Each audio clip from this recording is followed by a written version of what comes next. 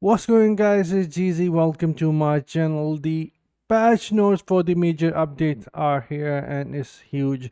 There is so much quality of life features with the new content and so much more. So let's get into it because I think this is going to be a long video.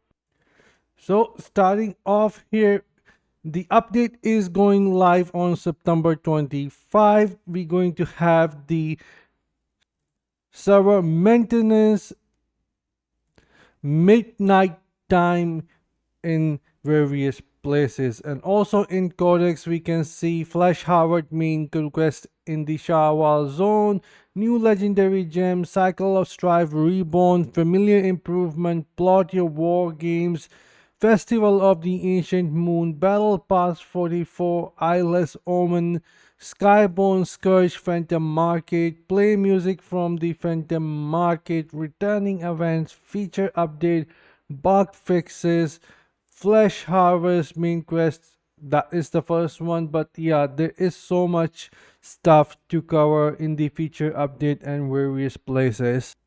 So starting off with the Flesh Harvest main quest, which is going to start right away, picking up the confrontation with Albrecht and his army of the followers and monster within the ball of creature, a massive shardborn hive within. You'll witness the beginning of Albrecht's horrifying plan to transform Sanctuary into his image and the sacrifice he made to achieve his dream. So they are expanding the Shawal while with the new quest, and it is going to be quite huge. And also from September 25th to 8th of October, you'll be able to use the promo code Flesh Harvest, which will give you one legendary quest, two legendary item, aquamarine, and three sapphire gems. Also, the quest is going to be added in the Adventure Chronicles, I think, once we complete it. But anyways, let's move forward. We finally have more information about all the gems and gem resonance and how the 5-star gem is going to work. So without going into further detail, this is looking really solid because it has a 10% chance to haunt the enemies for 6 seconds. Haunting an enemy while in offensive stance will cause them to take increased damage from you, and haunting them while in defensive stance cause them to deal reduced damage to you. Additionally, haunting enemies will unleash blasts every 2 seconds, dealing damage to surrounding enemies. Enemies hit by multiple blasts within 2 seconds take 50% reduced damage or 50% increased damage if both values are the same for the defensive stance and the offensive stance. And this is somewhat going to more working like a seeping vial, where you actually kill one person or enemy and the poison is going to spread out. So that is pretty much going to be like that. And for the gem resonance gems, Spectacles, Viper Bite, Ignis Cone, Seeping Bile, Spiteful Blood is what you need. And this is for the 2-star gem. These are the one which we required. Mocking Laughter, Cursing, Abiding Curse, and for the 1-star, Berserker Eye, Freedom, and Devotion. Then we have Cycle of Strife Reborn. The entire system is getting reworked. We are shaking up the Cycle of Strife in big way and making battle more intense and quicker to complete. And honestly, there is so much to cover here. Shadow Wars changes. We are changing the format of how you match up and face off against other clans in the Shadow War. Moving forward, clans will compete in 2 matches per week, earning points for each match that they win. Moving away from a traditional bracket, this means that there will be no elimination and clans will be matched against other clans with familiar points, similar points total. Clans will earn 3 points for a win and 1 point for a loss. So whichever clan wins and keep on winning, and the other clan is going to do the same, then they will be more likely going to match up together. This way, the weaker clans with losses will match up with one another. So this is going to be a really nice change. The top 10 clans with the highest score at the end of the tournament will greatly rewarded with clans that finish from 11 to 20, earning hearty rewards as well. You may recognize this as the Swiss tournament style. This system has been used in tournaments around the world for sports games and much more. While the tournament may start with higher and lower skill clans facing off as match progress, this system is known to even out the results in more appropriate matches. Also, tournament registration for Shadow War begins each week on Monday and Tuesday local time 9 p.m. server time. Each clan will need 30 players to register. If you meet the requirement, you'll register automatically but can switch back to manual registration if wanted. Also, matchmaking rules: if two clans have already faced off against each other in the previous round, you're far less likely to play against them in the following round. So you won't be facing the same team over and over. This way, it will keep the system a lot more fair, which I like. Also, claims that are ranked in top 10 are placed in a protected matchmaking pool. When there's multiple potential opponents with similar points total, the matchmaking system will prioritize matching you against opponents ranked 11 or lower, whoever points are closest. So yeah, it is still going to be upper hand and lower hand here, but we'll not show how much that is going to make a difference. Then rewards: the top 10 clans will earn legendary crest for each member, just like we do on winning the Saturday Shadow Wars, while the following clans who finish 11 to 20 will earn a legendary crest voucher, which allow you to purchase a legendary quest from the Hills trader until 9 p.m. local server time the following Saturday. So you see, you're still going to have a chance of getting a crest, but yeah, it's going to obviously cost you 1600 hills for that. Also, we streamlined the shadow contract system to reduce the grind and make rewards more meaningful. The shadow contracts has fewer tasks, automatic rewards, and more loot to earn. Weekly attempts have been reduced from 9 to 6. The familiar AFK time has been reduced from 162 hours to 108 hours. I think that is for sending familiars, and the cumulative attempt cap has been reduced. Contracts are now available twice a week instead of 3. Additionally, we increased rewards by increasing the activity points earned from completing each activity from 20 to 30. The gold XP equipment earned from contract rewards has been boosted by 50%.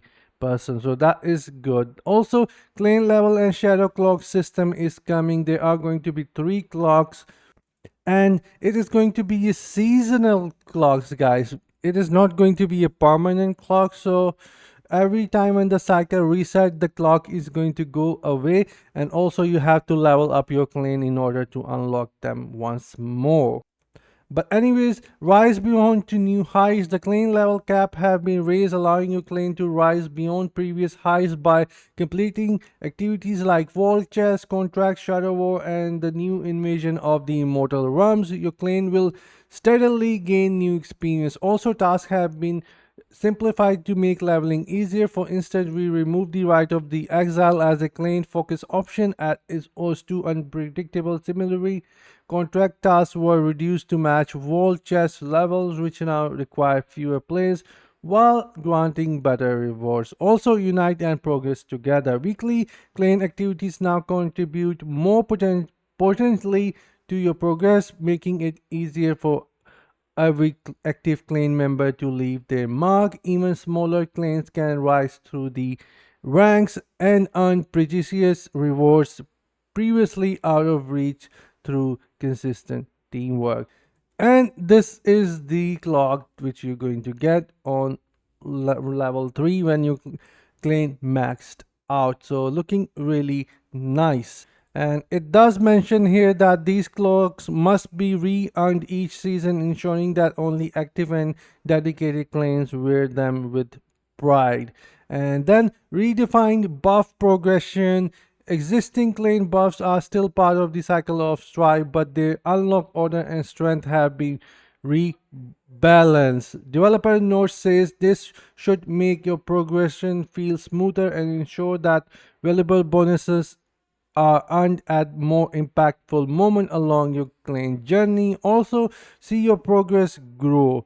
This is a new system here. The clan interface has been updated to clarify display your clan levels, available rewards, and current XP sources, making it easier than ever to track your rise and celebrate your milestone together. And Akiba Ordeal is a new boss fight coming out. We're adding a new way to earn marks for Shadow Clan during the cycle of Strife. Slay way through Akiba Ordeal, a 4-player Shadow Clan exclusive fight where you need to strike down 2 bosses to emerge triumph. Should you choose to select the fight in higher difficulty levels, the boss you fight will be empowered by affixes from the challenge dungeon. Completing Akiba Ordeal rewards marks strengthening your Shadow Clan during the cycle of Strife. Completing Akiba Ordeal for the first time each week will grant higher rewards and marks, but we will be able to do it every single day if we want to do it. However, we will not get the marks again, but the other loots will be there, just like the Chaos Ordeal. A faster shadow assembly, so they are also making the shadow assembly a lot faster. Instead of it's taking 2 minutes to refresh the Akiba blushing, it is going to take only 1 minute now, and the buff is going to change. So that is really nice. Also, clan official and leaders are going to be really happy with the clan management optimization, because they are adding a lot of stuff here, which says server updates to the clan management system to help streamline how it's organized, to make it easier to tactically communicate and organize your clan as a leader. Or clan officers often lack easy access to their individual clan members' combat power, resonance, and participation. For planning around Shadow War, Vigil of Blade, and Rite of Exile, we now added an export member data tool, which includes combat resonance attributes and combat power stats. These tools were functionally inspired by similar system found in World of Warcraft, also to help see who perform member changes within your clan. There's now a history list to keep record of member joining, leaving, kicked, and appointed to a position. So this is actually good. It can be difficult to notify Shadow Wars who fail to meet rank requirements, so we added a bulk mail option by rank, so you can notify a large amount of members at once. So this is good actually. There is now a filtering and sorting option by leveling and resonance to make going through a clan member list easier and less tedious to navigate. When participating in the Rite of Exile, sometimes your warriors don't show up when called upon. You can now substitute player from the registered pool and swap in active member if someone else misses the match. So this is actually really nice. So that was the huge change for the Cycle of Strife Reborn, and I am looking forward to that. And also, Heliquary Warband is receiving the change. If I want to streamline is, I would like to do it in a way that they are removing the rooms now, and instead we can just select the buff from now on. And also, if you are with 4 players and farming for these remnants, then the chance of finding the best remnants is going to be higher compared to playing with less warband members. And also, rares are actually going to give you the remnants now, and you can get them from the Heliquary rares. For the 5 first bosses, every time is when it's time to do the raid. So it is actually really good. And also, customize your clan banner is a feature which we are getting. Each clan has their own distinct pack of honor or lack thereof to rally behind. Clan leaders can now select a distinct banner emblem and background color to help you stand out among the fray. and there are going to be 30 emblem option and profoundly distinguish your clan for the battles to come. Also, vault update. Cheat Death and Savior will now reset their cooldown upon exiting the vault. So this is actually good. The vault now has a chance to spawn elites and rare monsters because they were not present before. And also with the Immortal Vault rank increasing the amount of spawn per rank. Also, there is going to be a hidden passage to appear at the beginning of the first floor. This portal require all players within the vault to channel it and immediately skip players to the fourth floor. And also, you will get all the chests from the previous rooms like second floor, third floors, but make sure that you don't pick up the open the chest on the first floor or the passage is going to close on you. Also, beware if you use the hidden passage, beware for the Vault Guardian will increase in strength. Also, shadow that wait in queue for an extended period of time without finding a full party will now have the option to enter without a full party. Enemies within the vault will remain at their normal power and the alarm can still be triggered. Also, additionally, Hills Unwin Immortal Defend the vault has been increased from 200 to 350 for win and 150 to 200 for loss. Also, familiars are receiving a huge change which I already have covered before. After converting a familiar, you can decide whether to keep one of the material familiars or the conversion result. This should reduce the risk of losing more powerful familiar through converting. This applies to aberrant conversion and conversion stone. So this is what it looks like. We can revert familiar or select new familiar. It is going to be up to you, so this is actually good. Then conversion output is also being adjusted, making things easier because developer says in the patch, in the note, previously during normal conversion there was a high probability that an aberrant familiar would be generated with multiple rare passive skills. However, most of these aberrant familiars are not kept but instead used as material for aberrant conversion. For this purpose, having fewer rare passive skills is actually preferable. More rare skills increasing their market price, making them harder to sell and become less useful as material for most players. To address this issue and better balance market supply and demand, we have adjusted the probability distribution of passive skills on aberrant familiars generated from normal conversion. This change does not affect the overall drop rate of aberrant familiars, only the distribution of their passive skills. Also, they are changing some market trading rules. The familiar shop will now display the next time the wear refresh, making it easier to plan. Within the first 10 seconds after the store refresh, purchase will go through a bidding process and preventing players from instantly grabbing the lowest price familiar. Additionally, the highest price that a familiar with one legendary skills or less have been updated to make price more accurate and easier to sell in turn. The freeze period following a familiar trade has also been extended to 7 days. Also, now we are getting plot your war games. This is for PvP. Create a lobby and you can invite players and you can select the mode in which you want to play.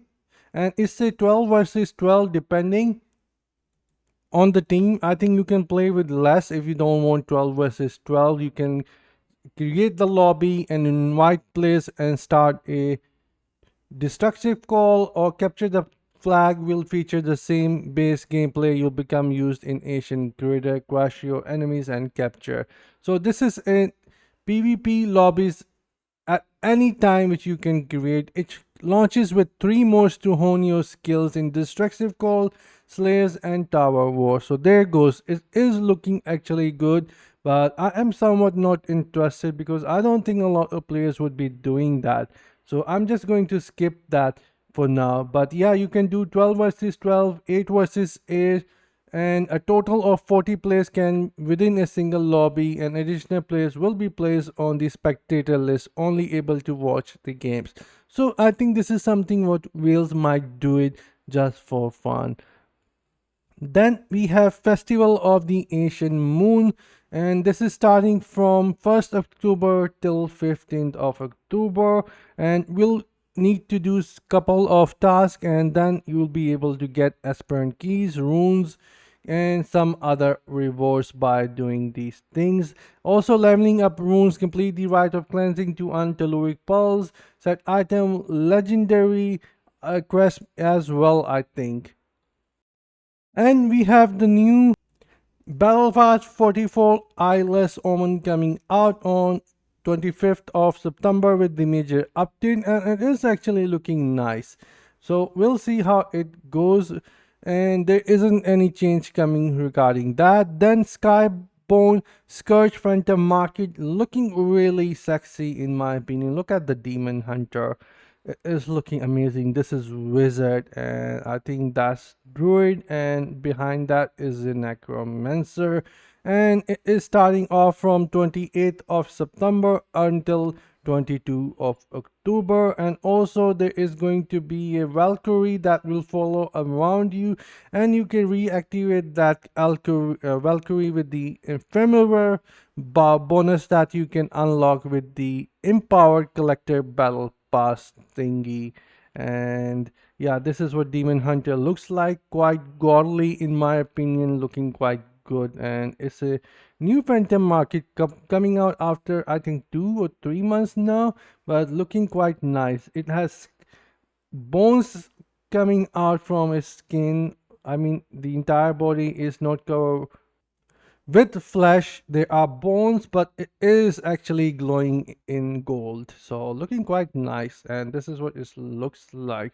And moving forward, we have a bard music made like crowd. So if there is a specific Phantom Market skin that has its own music, when you equip that and view the profile, you'll be able to listen to that music. I think that is already being present in the game right now. Also, the balance changes below will affect everywhere in Diablo Immortal. So we have the balance changes for the classes coming out as well. You guys let me know if those are buffs or nerfs. Developer says we updated and either tweaked or redesigned the functionality of many old legendary items in this update. Below you can see the new item description for the updated skills and a few numeric balance changes that wouldn't be caught in the legendary description.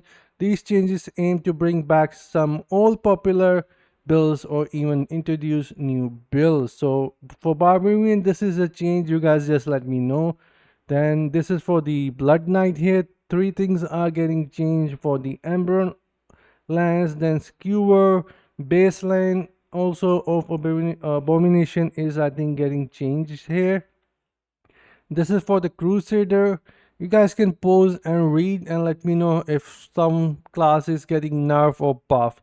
For Demon Hunter, there are three essences which are getting, I mean, slightly reworked. One is for the Sanctuary.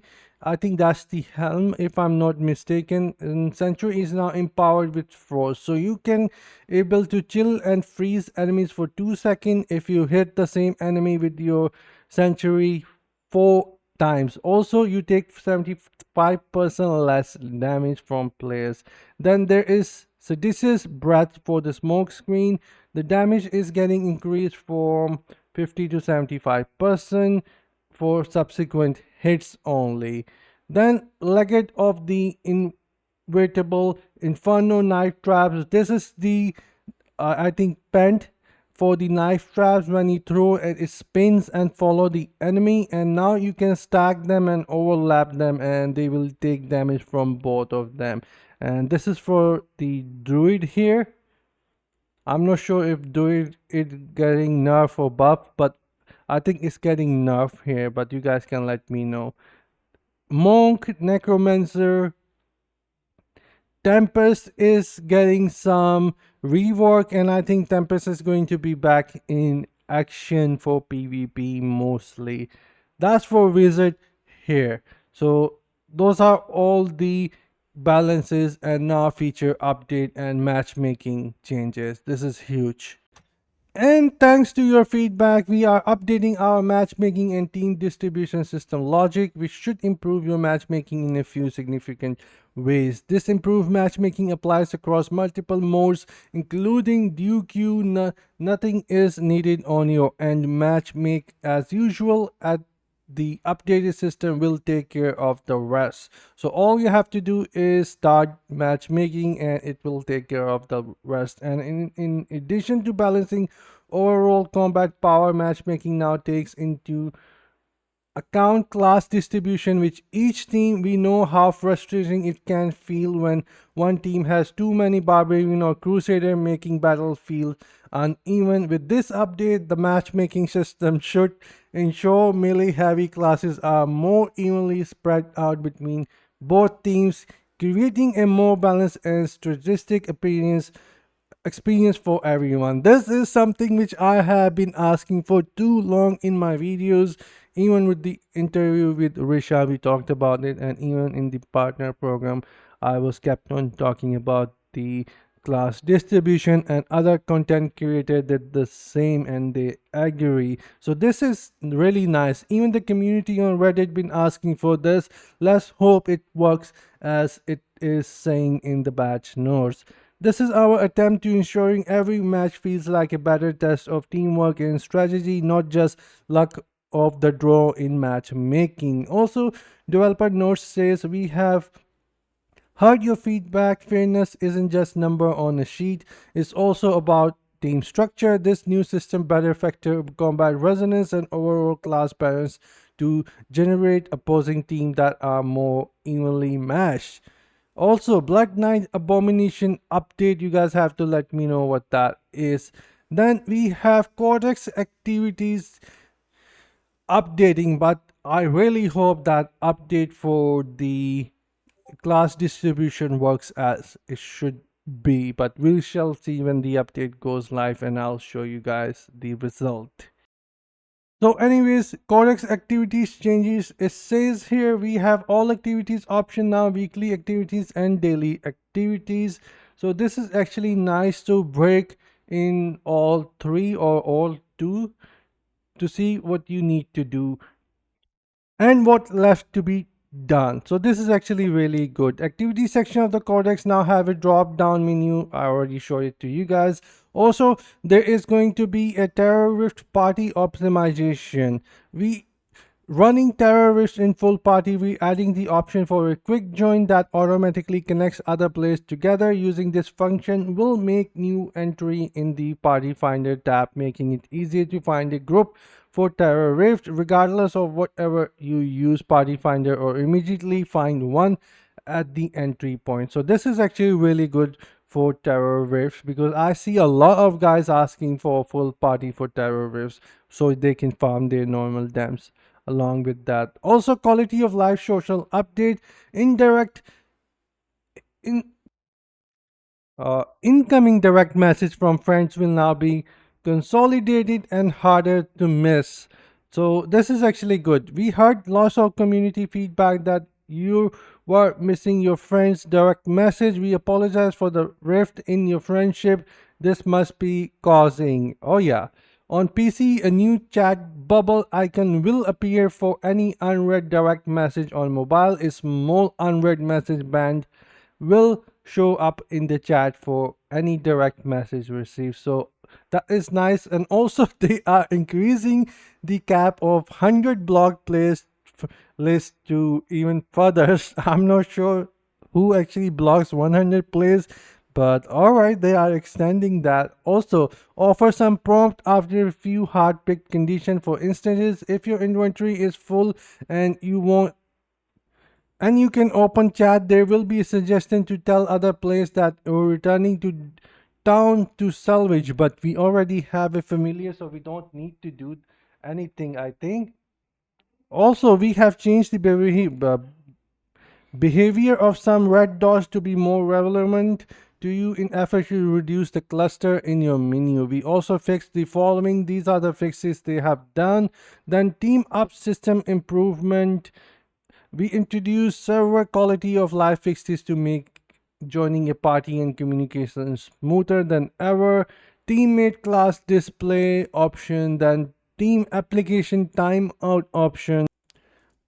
Also, there is auto accept team invites and objectives, bug fixes, then replay random dungeon feature. When you're playing in dungeons, you don't need to go back and find the party again. You now have the option to continue to random dungeon find. So this is actually really good. Then daily dungeon improvement. We made changes to server specific dungeons like Kikuru's Rapid, remove the 4-second delay at the start of the dungeon and adjusted timing within the dungeon overall so it should run more smoothly. Also, Pit of Anguish fixed multiple bugs reported by community. Thank you. Silent Monastery, the teleport mechanic will no longer trigger early when the boss health depletes quickly. So this is actually really nice. So you'll be able to kill the boss on the first phase. Then Dread River is also getting some changes here. Tristram Cathedral is getting changed for the Butcher. Genre flow improvement, reduce the amount of clicks needed to click dialogues and cutscenes. Looking at you, Tomb of here, so this is actually good.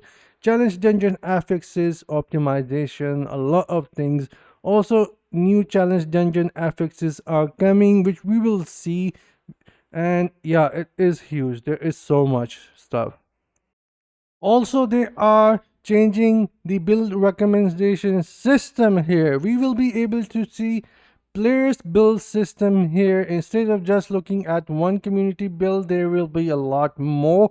I will share this once this goes up because there is so much more. And also, the essence transfer is receiving a change here, which explains. Secondly, you can now simply try a build on the recommendation system. You can select a build from the available offering and try out the build in test room before settling on it. Even before you collect the legendary items, the build required, you'll be able to see whether this is the right fit for you, and you also don't need the essence at all. So this is actually really nice. And also there are going to be new cursed shrine going to be added, which is going to bring a lot of fun for you guys and me, because they are actually going to work slightly different. Instead of giving you buffs, they are going to bring in server kind of enemies.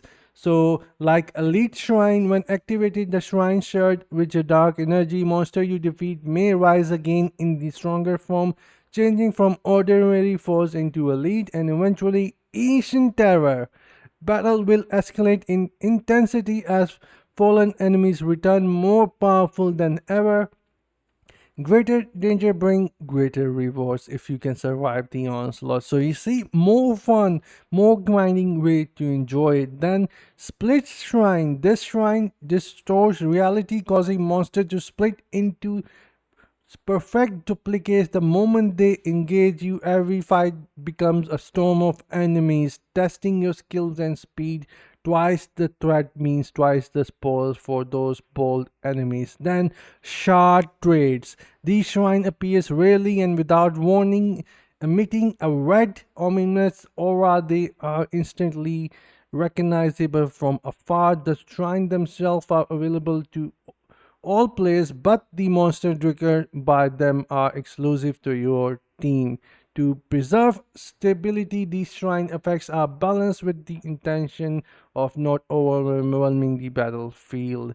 And then there is going to be Heliquary raid drops changes. Items that drops from Heliquary raids are now less likely to drop near portal and hero journey. So that is whole a lot of changes coming out. I am looking forward to the shadow changes, the new clock, these shrines. Then there is this essence transfer change. I am looking forward to that as well. Replay dungeon is going to be more fun now. The class balances, I will have to see how they will look after the update goes live, but yeah, there is so much stuff coming out. So do let me know what are your thoughts on this major update, and I will try to break every single aspect of the update later on. And with that, I'll see you guys in the next one, but I am super excited for this update. Until then, take care, have fun, and bye, guys.